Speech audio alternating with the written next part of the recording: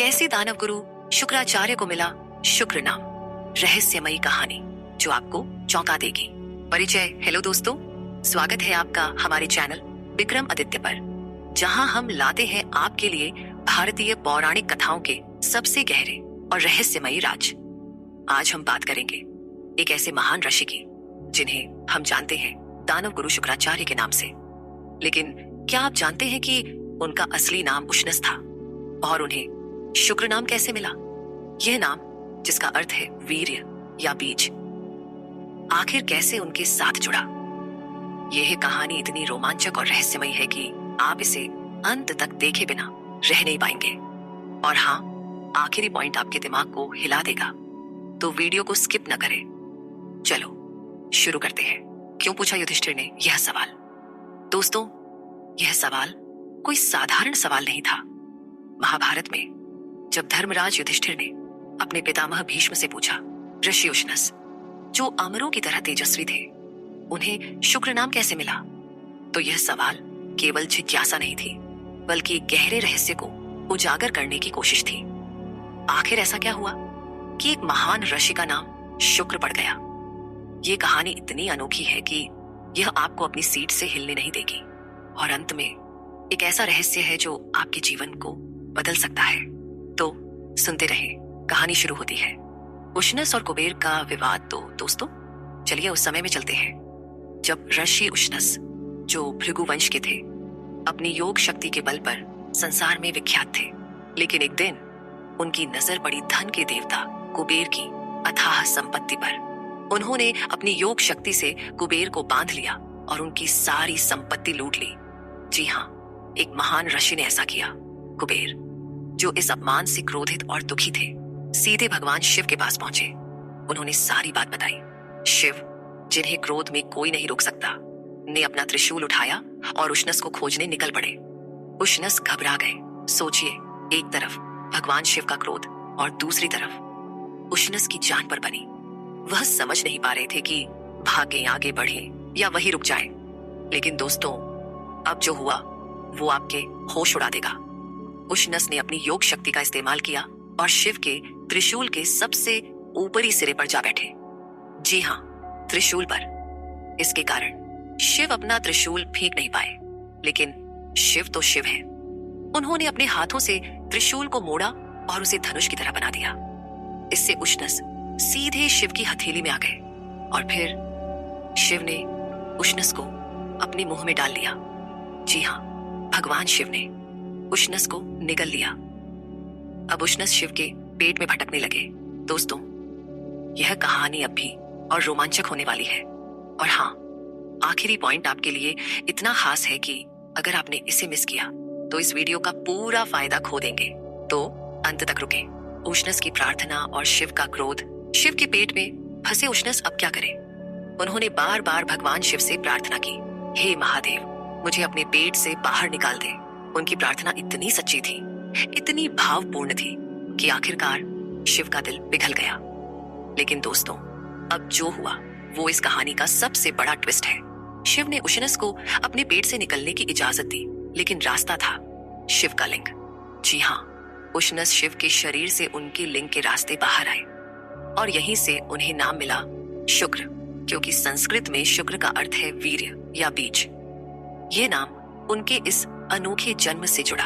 क्या आपने कभी सोचा था कि एक ऋषि का नाम इस तरह पड़ सकता है? लेकिन कहानी यहीं खत्म नहीं होती।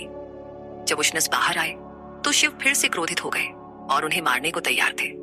लेकिन तभी माता पार्वती ने बीच में आकर कहा, हे शिव, जो आपके पेट से निकला है वह आपका पुत्र जैसा है, उसे मारना उचित नहीं। पार्वती की इस बात से शिव मुस्कुराए और उन्होंने उशनस को जीवन दान दे दिया। उन्हें कहा, जाओ, जहां चाहो वहां जाओ। इस तरह उशनस, जो अब शुक्राचार्य कहलाए, शिव और पार्वती की कृपा से बच गए। दोस्तों, यह कहानी हमें सिखाती है कि सच्ची भक्ति और प्रार्थना से कुछ भी संभव है। लेकिन अभी रुके, क्योंकि इस कहानी का दूसरा हिस्सा और भी रोमांचक है और आखिरी पॉइंट आपके जीवन को बदल सकता है। तो वीडियो को अंत तक देखें। शुक्राचार्य, कच और संजीवनी विद्या का रहस्य। अब दोस्तों, चलिए एक और रोमांचक कहानी की ओर बढ़ते हैं, जो शुक्राचार्य की जिंदगी से जुड़ी है। ये कहानी है कच्छ और देवयानी की, और कैसे शुक्राचार्य ने संजीवनी विद्या का रहस्य साझा किया। ये कहानी इतनी गहरी है कि यह आपके दिल को छू लेगी। उस समय देवता और असुर एक भयंकर युद्ध में उलझे थे। असुरों को हराना असंभव लग रहा था, क्योंकि उनके गुरु शुक्राचार्य के पास थी संजीवनी विद्या, जिससे वह मरे हुए असुरों को फिर से जीवित कर देते थे।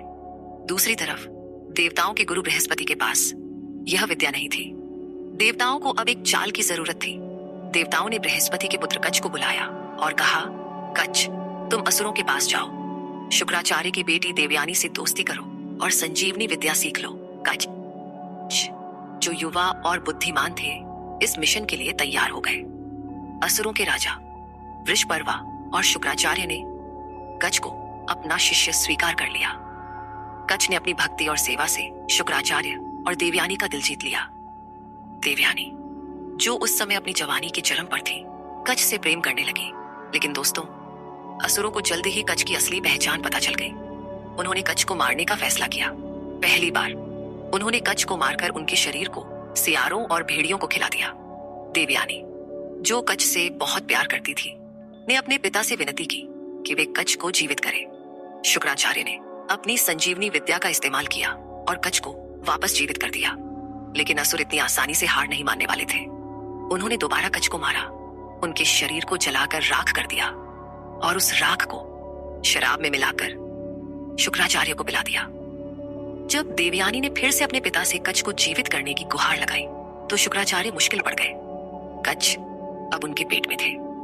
उन्हें जीवित करने का मतलब था कि कच्छ उनके पेट से निकलेंगे, जिससे उनकी खुद की मृत्यु हो जाएगी। लेकिन देवयानी का अपने प्रिय कच्छ के लिए प्यार इतना गहरा था कि शुक्राचार्य ने एक बड़ा फैसला लिया। उन्होंने कच्छ को, जो उनके पेट में थे, संजीवनी विद्या सिखाई। फिर कच्छ उनके पेट से निकले, जिससे शुक्राचार्य की मृत्यु हो गई। लेकिन कच्छ ने तुरंत संजीवनी विद्या का इस्तेमाल कर अपने गुरु को जीवित कर दिया। क्या यह कहानी आपको शिव और उशनस की कहानी की याद नहीं दिलाती? जैसे शिव ने उशनस को जीवन दान दिया, वैसे ही कच्छ ने शुक्राचार्य को। दोस्तों, यह कहानी अब भी और गहरी होने वाली है। और हाँ, आखिरी पॉइंट आपके लिए इतना खास है कि अगर आपने इसे मिस किया तो इस वीडियो का पूरा फायदा खो देंगे। तो अंत तक रुके। कच्छ और देवयानी का अधूरा प्यार। अब दोस्तों, यह कहानी एक भावनात्मक मोड़ लेती है। जब कच्छ शुक्राचार्य के पेट से निकले तो वे खुद को उनके पुत्र की तरह मानने लगे। जब देवयानी ने कच्छ से अपने प्यार का इजहार किया तो कच्छ ने विनम्रता से मना कर दिया। उन्होंने कहा, देवयानी, तुम मेरे गुरु की बेटी हो और मैं उनके पेट से निकला हूं। तुम मेरे लिए अब बहन की तरह हो। यह सुनकर देवयानी का दिल टूट गया। उन्होंने गुस्से में कच्छ को शाप दे दिया कि उनकी संजीवनी विद्या कभी काम नहीं करेगी। कच्छ ने भी जवाब में देवयानी को शाप दिया कि वे किसी ब्राह्मण से विवाह नहीं करेंगी। यह एक अधूरे प्यार की दुखद कहानी थी। लेकिन देवयानी की कहानी यहीं खत्म नहीं होती। उनकी एक सहेली थी, शर्मिष्ठा, और उससे जुड़ी कहानी राजा ययाति के साथ शुरू होती है। यह कहानी इतनी रोमांचक है कि हम इसे अगली वीडियो में आपके लिए लाएंगे। इसके बाद शुक्राचार्य ने एक बड़ा नियम बनाया। उन्होंने कहा, अगर कोई ब्राह्मण शराब पीता है तो वह ब्राह्मण हत्या के पाप के बराबर अपराधी माना जाएगा। यह नियम इसलिए बना क्योंकि असुरों ने शराब का दुरुपयोग कर कच्छ को मारने की कोशिश की थी। यह हमें सिखाता है कि अनुशासन और नैतिकता कितनी महत्वपूर्ण है। दोस्तों, यह कहानी हमें सिखाती है कि सच्चाई, भक्ति और बलिदान से कुछ भी संभव है। लेकिन अभी रुके, क्योंकि आखिरी पॉइंट आपके जीवन को बदल सकता है। इसे मिस न करें। एक और रहस्य, क्या हुआ जब इंद्र ने किया ब्राह्मण की हत्या? दोस्तों, शुक्राचार्य की कहानी हमें यह भी सिखाती है कि हर कर्म का फल मिलता है। क्या आप जानते हैं कि जब देवराज इंद्र ने एक ब्राह्मण की हत्या की तो उस पाप का क्या हुआ? यह एक और रहस्यमय कहानी है जो हम आपके लिए अगली वीडियो में लाएंगे। लेकिन यह कहानी हमें यह सिखाती है कि सच्चाई और धर्म के रास्ते पर चलना कितना जरूरी है।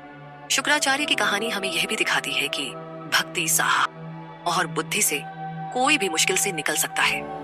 उनका जीवन हमें प्रेरणा देता है कि चाहे कितनी भी बड़ी मुसीबत हो, सच्चाई और भगवान की कृपा से सब कुछ संभव है। और अब दोस्तों, वह पॉइंट आ गया है जिसका आप इंतजार कर रहे हैं। यह पॉइंट इतना खास है कि अगर आपने इसे मिस किया तो आप इस वीडियो का सबसे बड़ा फायदा खो देंगे।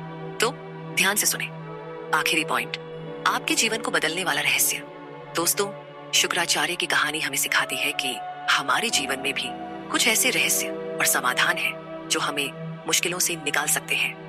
और आज मैं आपके लिए लाया हूं एक ऐसा मौका जो आपके जीवन को नई दिशा दे सकता है। हमारे YouTube चैनल विक्रम आदित्य को अब भी सब्सक्राइब करें और हमारे WhatsApp नंबर 7980210280 पर मैसेज करें। क्यों?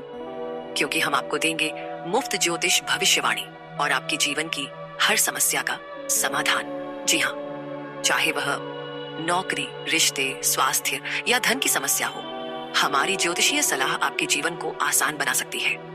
यह मौका केवल उन लोगों के लिए है जो सच्चाई और भक्ति के रास्ते पर चलना चाहते हैं, जैसे शुक्राचार्य ने किया।